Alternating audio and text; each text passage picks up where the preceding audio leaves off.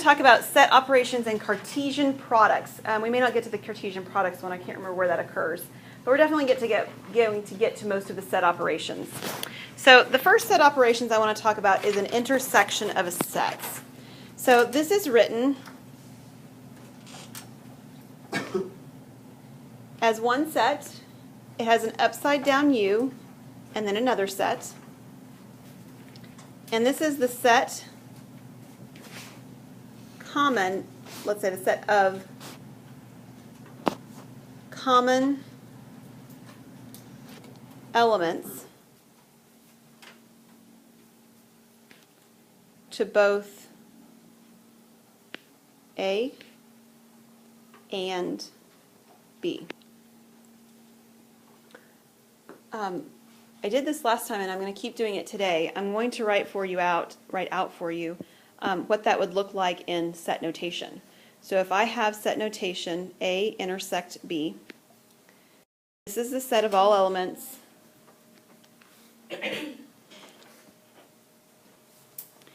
Alright, so in set notation, this is the set of all elements, and we'll call them X. And then we have that line.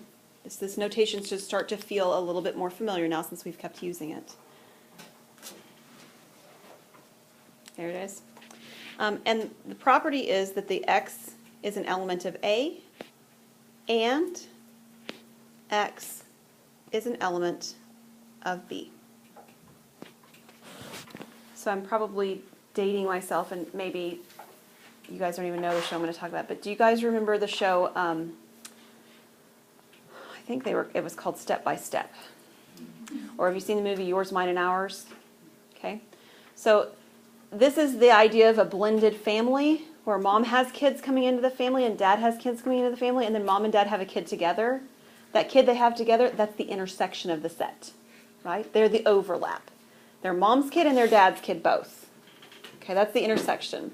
Another visual imagery that you can have in mind is imagine the two streets that cross, like Kickapoo and MacArthur out here, right?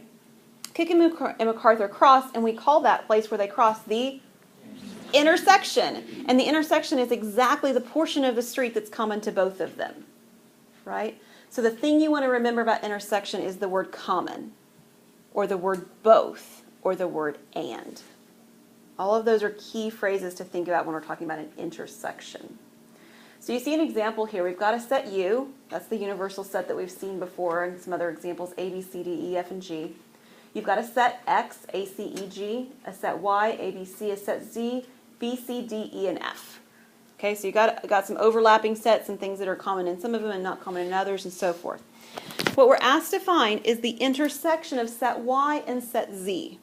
In other words, what items are in both set Y and in set Z? B, C, and that's it, right? What's missing from what I've written down so far? Nope, that would be a subset.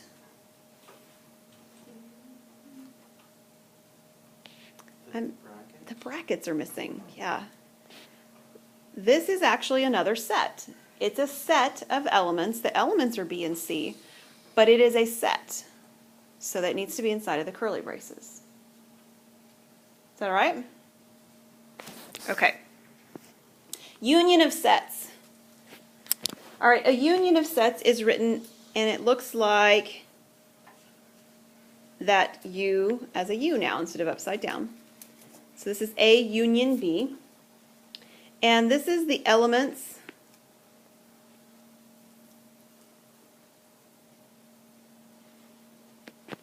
in either set. It may be in set A, it may be in set B, it may be in both the sets. It doesn't matter, okay? So again, this is the idea of, you guys have seen the unity candle in a wedding ceremony, right? The idea that when I married my husband, I got all of the good things about him, all the money he has, and I got all his debt too. Yes? I got his parents and he got mine, right?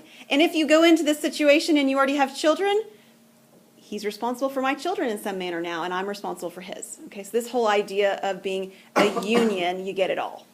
Okay, you get everything when you're talking about union. This is also the idea that when my daughter and my son talk about their cousins, they make no distinction between step cousins or real cousins, right? They're all their cousins. They don't care. There's no distinction between the aunt that married into the family or the aunt that was dad's sister, right? It's all family. It doesn't matter. They don't understand the difference. It's also sort of the distinction that we have sometimes when we're talking about, and my kids do this, they're funny, about who they can marry. My son, he could marry anybody in our family because he's not biologically my son, right? My daughter, she couldn't. I don't know why they talk about this, right? But there's this idea that it's all together, it's all this idea of family. So that's kind of the idea we've got going on. And if we're talking about the notation, the set notation for this would be A union B.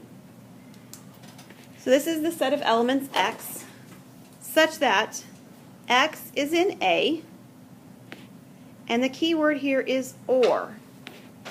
X is in B. That doesn't preclude that it could be in both. It certainly could be in both, but one or the other at the minimum. Okay? Okay, so we're taking a look down here. We've got the same sets Y and Z that we had on the previous slide, but now I want the union of the sets Y and Z. So the first thing I need to do is to remember that I need curly braces. What elements should I write inside of this set?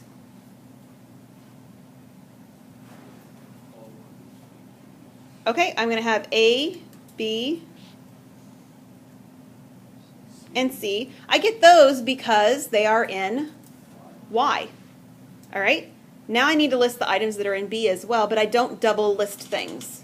So I'm not going to list the B and the C again. I already took care of listing them, so I'm just going to pick up with what's missing now. I have D, E, and F. It just so happens it's all of them from the universal set. That doesn't always happen. Okay? Oh, there's no G. You're right. Well, good. I gave you an example where it doesn't always happen. It could happen, though. Okay, make sense? All right, difference of sets.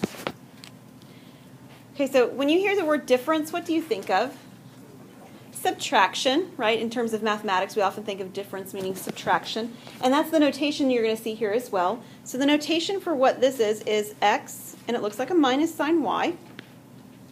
And this is all elements in set X. Say it this way. Let's say, I have a better way of saying it. Let's say all the elements in set Y. I'm going to change my mind again. This is what happens when you don't follow your notes and you just start making it up as you go. All elements in set X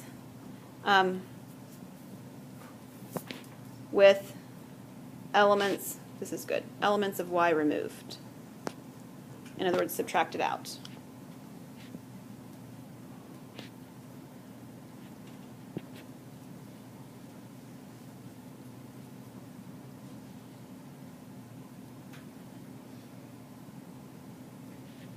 All right, so that set notation has X such that, and the idea is that X is in set X. I should not have used X. That was not a good plan. And this little X, let's make it a curly X so that it's distinguishable. This little X is not in Y. So in other words, if it's in Y, I throw it out.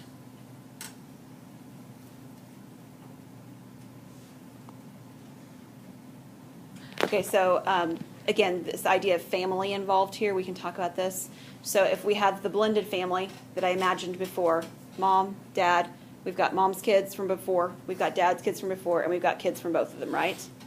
So this idea would be all of mom's kids, right? So we take all the kids, and we remove out the ones that just belong to dad. All right, so this is the idea of difference. You're taking all of something and you're removing a portion of it. So let's take a look at these sets here. We've got the sets as described before, and we're supposed to find the difference in X and Y. So I need to list all the elements in X, but I do not list them if they're also in Y. So we just go one at a time, and I say A. A is in X. Is A in Y? It is, so I don't list it. I go back to the next letter in set X. C. Is C in Y?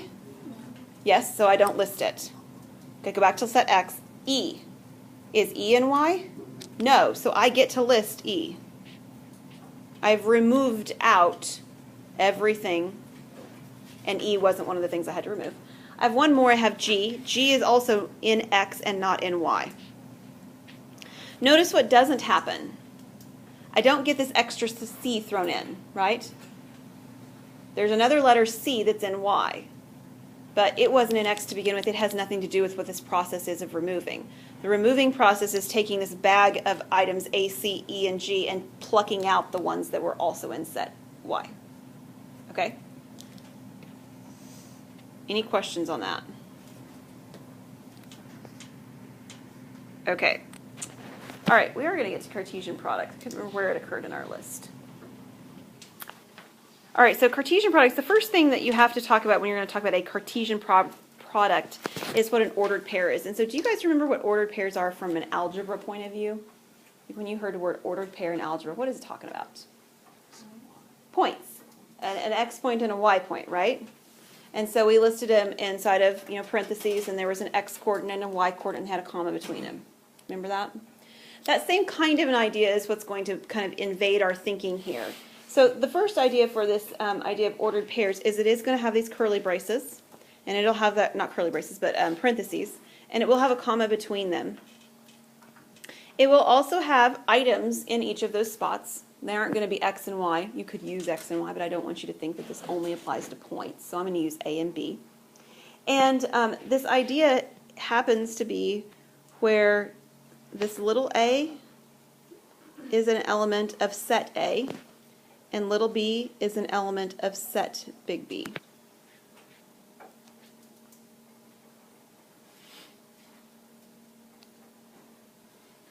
Now, it's also important to recognize that just like in algebra, in general, the ordered pair AB is not the same as the ordered pair BA. And you guys remember that from plotting points on a Cartesian plane, right? On the XY plane, is that those are different points. So let's talk about a Cartesian product of sets then. So the way we do product, what does the word product mean? Multiplication, good. So we hear the word product just like we heard the word difference before. So the Cartesian product looks like A, and it looks like multiplication with B. Okay, A product with B. And by definition, this works like this. Okay, so this is again the set notation, A Cartesian product with B. It's actually a set of ordered pairs, AB. Now this is different because I didn't write something besides X in this blank, did I? So this is not a collection of elements. This is a collection of ordered pairs. This is a set that's made up of points, AB, right? Such that A is in set A and B is in set B.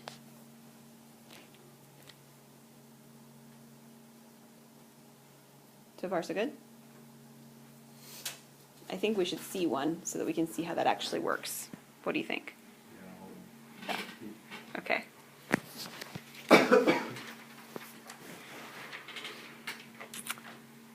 All right.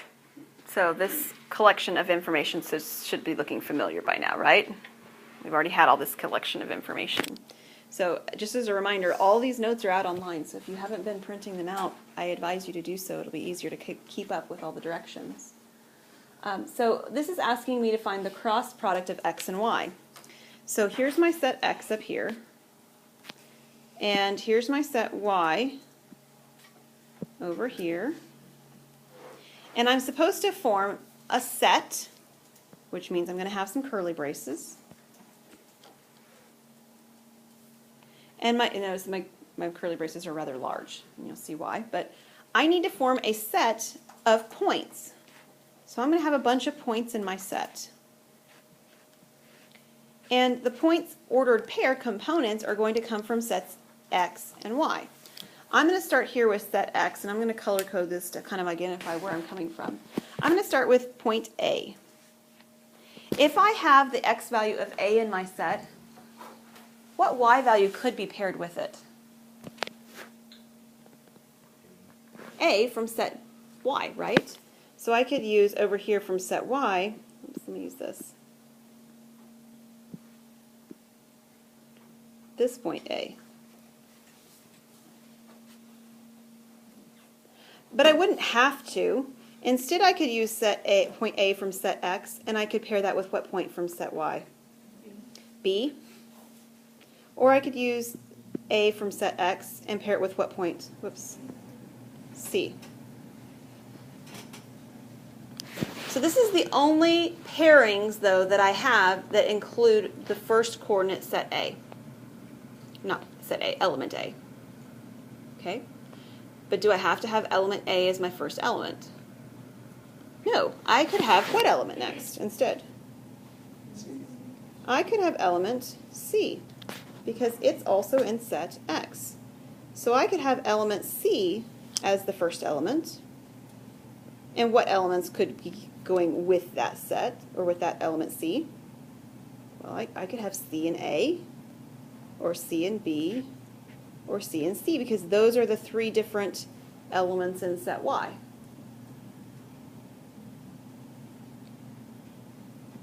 I'm not done. I have more options, don't I? What could I have also as my first coordinate? E. So I could use element E as my first coordinate. Notice I always go back to set X as my first coordinate. The reason set X is my first coordinate is because it's the first portion of this description. The only thing that can go in the first coordinate is elements from X. The only thing that can go in the second coordinate is going to be elements from Y. And so again, my elements from Y could be A, B, or C. And we're nearly done because I think I have just one element left in X to be able to explore the options with, and that's element G.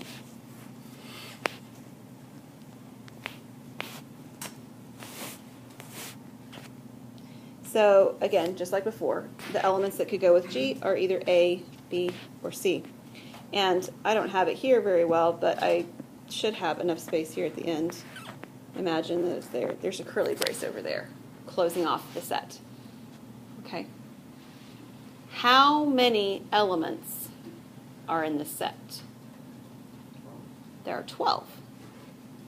Remember, an element is an ordered pair. There are 12 ordered pairs. Now, I want to talk a little bit about how that happened on the next slide. Did I miss it? I did. Do you guys have, in your paper it says, yeah, I'm missing a slide. I apologize for that. Let's do this. I'll put it at the end. I don't have the backdrop, but let me use a darker pen. Okay. So if you have a set, and we'll call it a set A. This is going underneath the thing where it says cardinal numbers of a Cartesian product. Do you see the blank on your screen, on your paper? I apologize if you don't have it printed out, you're not seeing this, but this is about cardinal numbers. What is cardinal numbers? Do you guys remember? Right, it has to do with counting. It's the number of elements in the set, or how big it is, the size. So if the number of elements in A is, let's use different letters just for the sake of not confusing things. Let's go with Q, okay? And the number of elements in set B is P. Okay, so we've got Q items in set A, we've got P items in set B. Then if you want to know the number of elements in their Cartesian product, what do you suppose you do? You multiply them. It's P times, well, I'll do it in the right order of how I've listed it. Q times P. That one we just did, right? Set A had 4 elements in it. It wasn't A, what was it called? X, I think. Set X had 4 elements in it. Set Y had 3 elements in it, and 4 times 3 is 12, and our Cartesian product, in fact, had 12 elements in it, didn't it? Okay, so that's where that's coming from. The other thing that you're missing the notes on is the example for this one, so let's do that too. All right, so it's the same universal set U, set X, set Y, set Z as before, okay? And you've got that listed on your paper. And what we're going to find is this is problem number 5, n of xy. It's not actually asking us to find xy, but n of xy. Okay, so we just said this out loud, but we need to get it written down. This is found by taking the number of elements in X times the number of elements in Y. And what did we say the number of elements in X was? There were 4. And what was the number of elements in Y? It was 3. So do not get confused with this. I did not find the Cartesian product here, did I? All I found was the number of items that are in the Cartesian product, which is a different question. And the indicator for the fact that that's the question I'm asking is this n at the front. This n at the front tells me I want the number of items in this. That is very different than this slide over here that we did. On this slide, okay, it's taking it a while to get back to it. Let's go on before. There. On this slide, there was no n in front of the x cross y, yeah? So if the n's not there, it's actually asking me for the set. That is, list out all the ordered pairs. If the n is there, I don't need to list them all out. I just need to do a counting argument. And we just found out a real shortcut for doing that counting argument is simply multiplying each individual components together. Whenever I do a test, there's always somebody who confuses those two objects. This one here does not have an n, and that other one did. Okay? All right, set operations. You have a wonderful box here. This box of set operations. We're going to fill in all of these. It's not going to look like a box on here because I don't have enough space to write them out. But we're going to fill it all in one box. So this box right here will compile everything we did in the previous 2 slides, but all in one handy-dandy box that you can go back to when you're doing your homework for it, right? It'll all be there together, right? So we're going to take a look, and we're supposed to be finding, let's do this in white, the notation for each of these sets. Complement we did last time. Do you remember what the complement of a set is? All of the elements that aren't in the set but are in the universal set. Good. So I'm going to write that in notation, but that's exactly the idea. We have all of the elements that are in the universal set. Okay, so X is in U, but they are not in the set A. And our notation for that was A with a prime on it. That's complement. Okay? That's kind of like what we did with difference of sets, isn't it? We took everything and we removed portions of it. It's got a similar sort of flavor to it. Intersection we did today. What symbol goes in intersection? What's it look like? It looks kind of like an N. Yeah, an intersection looks like an N. And then we're intersecting with set B. So this is all the elements X, and without looking, what are these elements? Do you remember? What does it take to be in the intersection? Both are common. It's in A and in B. You guys are all using great language for that. Perfect. So this is X is in A, and we need that word and. X is in B. It must be in both to be in the intersection. Both and, those are good words. How about union? What symbol goes between A? A U. So it goes A union B. This is a set of all X such that what happens? It's either or both, but we write the components as either or. So X is in A, and then we use the word or. X is in B. Either or. And we recognize that that doesn't exclude the things that are in both, right? They're in there too. Difference. So this is A minus B. This is the set of all X such that what?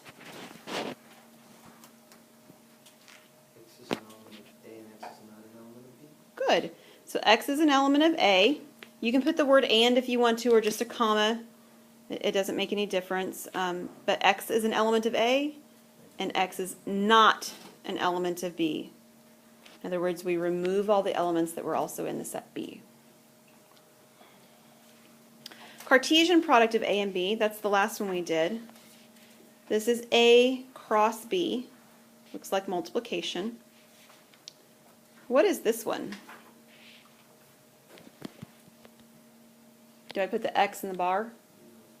No, this is the only one I don't. The ordered pair. Ordered pair, an A and a B. You got it. So it looks like this, right? Ordered pair AB, such that what?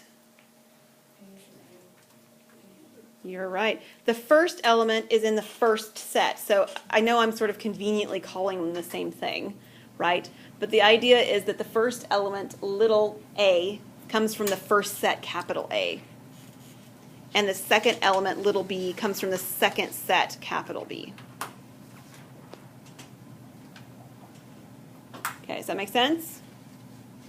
All right, give me just a second.